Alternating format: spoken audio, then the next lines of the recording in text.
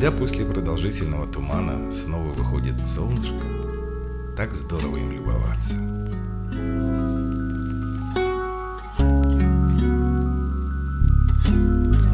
Привет, друзья! Я сообщаю о том, что нам включили солнышко. Агойки. Сегодня у нас произошла история, которая случается в нашей семье с некоторой периодичностью. Я бы сказал, постоянно. Таня утопила свой телефон в унитазе. Нет, она уже новый показывает телефон, который мы купили. А свой старый... Не могла же я отличиться от них. Нет, сначала она 2 дня приставала ко мне и говорила: ты не знаешь, почему у меня тут какой режим? Блокировка. Нет, какой-то режим у тебя там. Безопасный. Безопасный режим постоянно, я не могу выключить его. Я говорю, ты не знаю, я там ковырялся, выключал этот режим, а он постоянно все равно оставался. Ну и потом, спустя день, она мне все-таки созналась. Не смогла я. А знаете, почему она не хотела сознаться? Я ей говорил: Таня, не носи телефон в заднем кармане, не носи. Ты его либо сломаешь, либо утопишь. Никто не слушает меня. Никто меня в этой семье не слушает.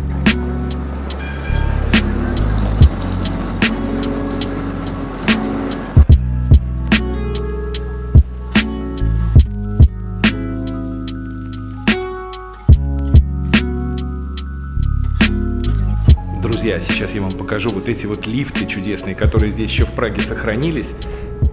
Такие вот хитрые, и которые люди очень боятся. Но я не боюсь, я пойду туда вместе с вами. Сейчас вот подойдет. Уже едет. Вскакиваем. Успели. Таня, пока! Про такой лифт мне в детстве много рассказывала мама. В Москве были такие лифты, но потом из-за реконструкции их поменяли. А вот здесь, именно в Праге, мне удалось воочию увидеть этот лифт и даже им воспользоваться. В нескольких зданиях здесь бережно сохранены вот эти вот, можно уже сказать, старинные технологии.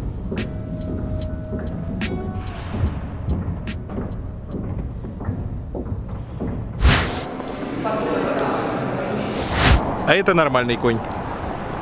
И Вацлав на нем.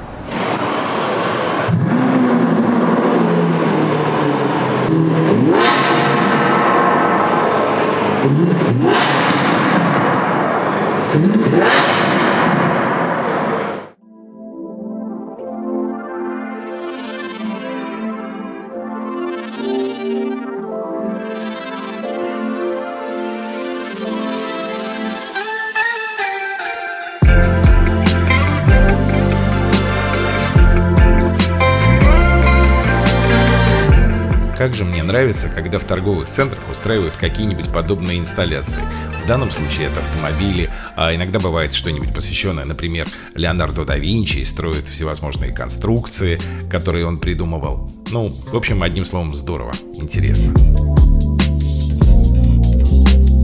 В полдень мы отправляемся в пригород Праги для того, чтобы посмотреть на один объект недвижимости. Потому что мой друг попросил меня приобрести для него дачу. И так, чтобы было недалеко от Праги, и чтобы было туда просто доехать, и чтобы там было очень и очень красиво. Ничего лучше, чем Слапы, мне в голову не пришло. Совершенно точно. Да.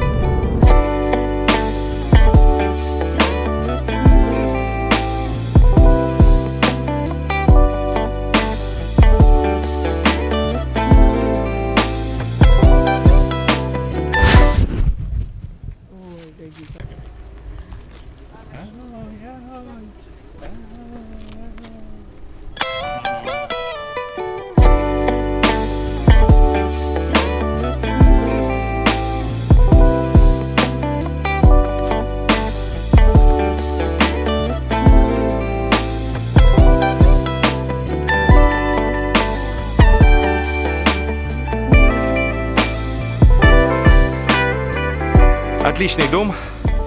Стоит он в районе 2 миллиона 900 тысяч, но, к сожалению, для моего друга это очень тяжело, потому что очень тяжелый подъезд и высокий подъем, а у него не очень все хорошо со здоровьем немного. Ну, красиво. И вид открывается на озеро потрясающий. посмотрели много участков. Хочу сказать, что нелегкая эта задача, потому что, например, который нам очень понравился участок, там выяснилась проблема, что подъездная дорога к нему подходит через соседний участок, который очень маленький, но он мешает. Она принадлежит другому человеку, этот участок. И, соответственно, ну как, надо связываться. Написали письмо по почте, потому что это единственный способ найти какой-то его адрес на кадастре. Телефонов там никаких нет, но будем ждать ответа, но что делать? Сами по себе дачные участки, безусловно, отличаются от участков, на которых можно построить жилье для постоянного проживания. Во-первых, они изначально предназначены для того, чтобы люди там отдыхали, то есть имеют с собой вот такую именно нагрузку, что там могут быть только какие-то развлекательные вещи, где вы не живете постоянно, поэтому дому не дают конкретного адреса, поэтому вы не можете там ни почту туда довести, ничего, не можете быть там прописаться, ну, то есть вот какие-то такие мелкие нюансы. Ну, зато у вас много нюансов освобождается, связанных со строительством, у вас не такой сильный контроль за строительством, потому что это не жилье для постоянного проживания, ну, много всяких и плюсов, и минусов. Хотя, на самом деле, теоретически совершенно спокойно можно купить дачу, и если вам не нужна прописка, просто жить в ней и ездить каждый день на работу в Прагу. Ну, то есть вообще никаких проблем. Потому что там стоят такие дачи, ну, живи круглый год не хочу.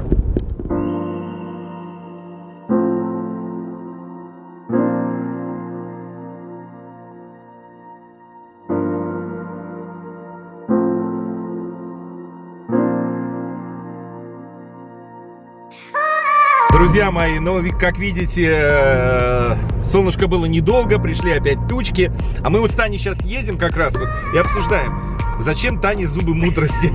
Потому что у нее вдруг они полезли что-то там откуда-то, непонятно. Таня, откуда у тебя полезли зубы мудрости, расскажи мне. Ну, у тебя не должны были лезть зубы мудрости вообще. Улыбающийся томатный суп.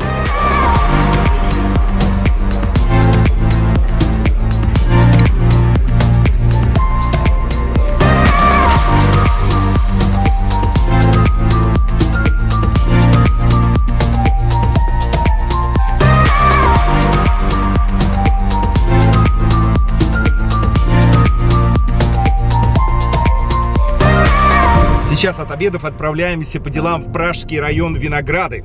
Я не знаю ни одного человека, которому бы этот район не нравился. Это точно, мне тоже очень нравится.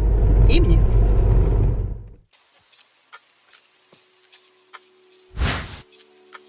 Мы приехали с вами в район Винограды, который получил свое название от средневековых виноградников, которые находились здесь, за стенами города.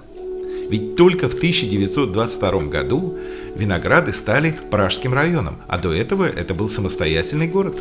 Ну и, конечно, одной из главных достопримечательностей Виноград является костел Пресвятого Сердца Господня, который стоит на площади Иржес-Подебрат. В начале 20 века существующего костела Святой Людмилы в то время уже стало не хватать для района Винограды, и власти выделили участок земли под строительство нового храма. В 1927 году архитектором Плечником был представлен эскиз и был утвержден. Началось строительство.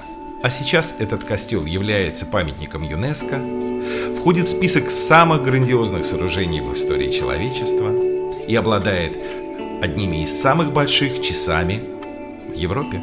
Но мы с вами еще погуляем по этому району. На этом все. Пока-пока.